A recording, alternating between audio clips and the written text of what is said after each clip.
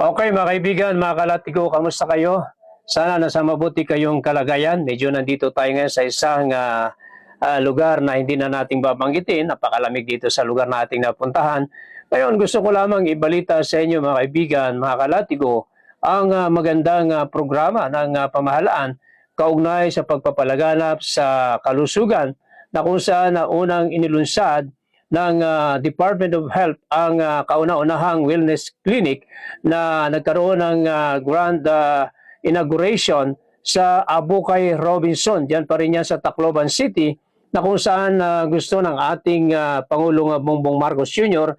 ay maalagaan ang kalusugan ng ating mga mamamayan, lalong-lalo na yung mga problema sa mata, kalusugan, nutrisyon. Kasi ang gusto ng ating Pangulo ay maramdaman ng taong bayan ang kalinga ng ating gobyerno, mga kababayan, kung kaya't patuloy ang ginagawang programa ng Department of Health sa utos ng ating Pangulong PBBM na siguraduhin na may sapat na pondo ang Department of Health sa ating mga kababayan, lalo na yung tinatawag natin na zero balance billing, mga kaibigan, sa ating mga kababayan. Ngayon lamang po ito nangyari sa panahon ni PBBM na ang billing ng ating mga kababayan na matagalan nilang pinoproblema. Marami tayong naging mga karanasan na sa tuwing lalabas ang pasyente sa mga ospital ay problemado sila sa mga billing nila. So ngayon dito sa Marcos Administration, zero balance billing, mga kaibigan. Yan po ang programa ng bagong Pilipinas, mga kaibigan. So panoorin natin ang balitang ito. So, payaga sa inyong tanan. Nandito tayo ngayon sa Abukay Robinsons, Abukay sa Tacloban. And we're very happy. Today, i-inaugurate natin yung first wellness clinic in the Robinsons Mall chain dito sa Robinsons Tacloban. And we're very happy with our partner, yung Robinsons Malls, because they offered us space for the idea ng wellness clinic para sa ating mga kabataan.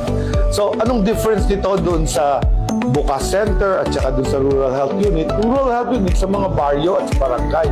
Dito, ang kino-concentrate ko, ma-address natin yung mga problema ng mga tao na naglalagi sa mall. So kasama ko dito, Director Exus sa Balbarino, si RD.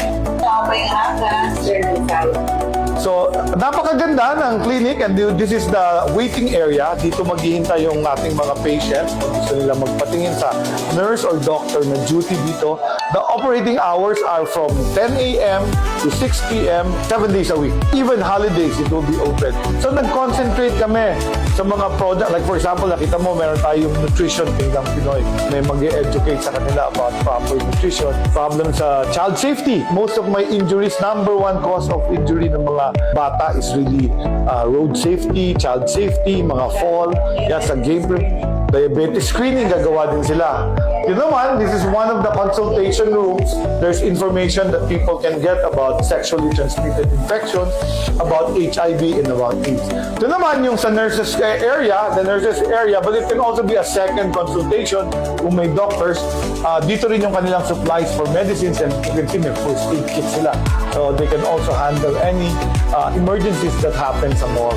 So we have to teach everybody about good nutrition, immunization program, at yung primary care, yung magpatingin ka agad bago lumala. So ito mga educational stuff. So safe sex, that is the prevention for HIV. Ito, sakit din ng kabataan yan na lululong sa substance abuse ng alcohol. And lumalala ang problema sa atay. And of course, mental health. So we're trying to develop na they can go to a primary doctor, a nurse, and they will have mental health counselors na may training sa mental health. This clinic is designed for that mental health and wellness of our youth. So pag tinatanong ako, ba't dito ako nagtatayo sa mall? Nandito yung aking target na gustong tulungan, yung ating mga teenagers at kabataan. Sa room, pasok tayo. So dito ang clinic.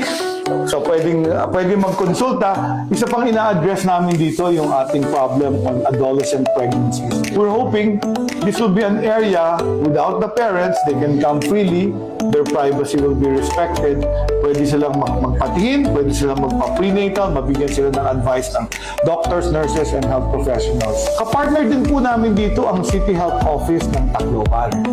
Ika nga dito, doktora, pakilala ka. Ang City Hospital ay meron ng Sundown Clinic and we are also accredited na sa ating mental health. Once you're diagnosed, inaalagaan naman kayo. Once you're diagnosed with HIV, you're given free antiretroviral, bayad po ng PhilHealth yan. So dito, meron din tayong examining area. Of course, very important, privacy during examination. The examining table is complete with stirrups, so they can have a gynecologic exam to the doctor na naka-duty. So very important yan. Especially with tumataas HIV, pero tumataas din ang aming sexually transmitted infections. Ayan po, napanood naman natin ang magandang balita na pinangunahan ni Secretary Ted Herbosa na kung saan patuloy na sinisikap ng pamahalaan na palaganapin pa lalo ang programa sa kalusugan upang matiyak, maramdaman ng ating mga kababayan ang kalinga ng Marcos Administration. Marami pong salamat sa inyong pakikinig at panunod. Ito ang inyong lingkod, inyong kalatigo, Mario Batigas. Maraming salamat.